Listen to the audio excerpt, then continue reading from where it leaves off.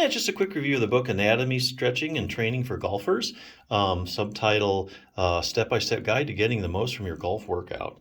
Um, the book is it's 240 pages, so it's got a lot of information in it, and a lot of pictures.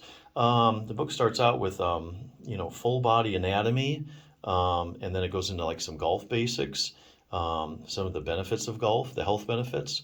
It has a little section on getting ready to play, covers wet weather conditions, selecting the correct clubs, choosing the right teacher, if you're an instructor. It even goes over nutrition, which I thought was kind of cool, and does go over some common joint injuries. And then from there, the rest of the book is basically the exercises, and they have a ton of them. Basically, they have exercises for like the arms, the shoulder, the chest, your legs, your back and neck, and your core. So they really haven't left anything out. So alongside each of the exercises, there are also anatomical illustrations, basically showing you which muscles of the body, are being targeted.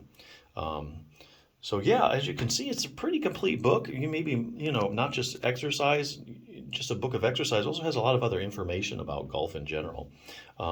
So yeah, I think this is a really good book. Only thing I can add, if you do have a shoulder problem specifically that's interfering with your golf, like a rotator cuff problem, there is one other resource for golfers I could recommend. It's called Bulletproof Your Shoulder by Jim Johnson PT.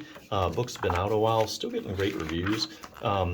Written by a physical therapist, very evidence-based, quotes a lot of research. So it really doesn't ask you to do anything that isn't proven in research to work. A couple things real quick. Creating a highly stable joint. Your shoulder joint is a very shallow ball and socket joint, and the main stability of it depends upon your rotator cuff. So if you want, this will show you how to really beef up your rotator cuff, and that'll help you prevent injuries, also help your swing out. And also, if you have a rotator cuff tear, this has some good exercises for it. That'll take care of that. Building a solid base. Your shoulder joint sits upon a base, your scapula. So this goes over like some scapular strengthening. That's often overlooked part of shoulder rehab. And basically, if you don't have a good solid base, it can set you up for things like impingement syndrome. Optimal flexibility. If you have any tightnesses in your shoulder, this will help iron those out. Even proprioception, your position sense, has exercises for that. So really complete program.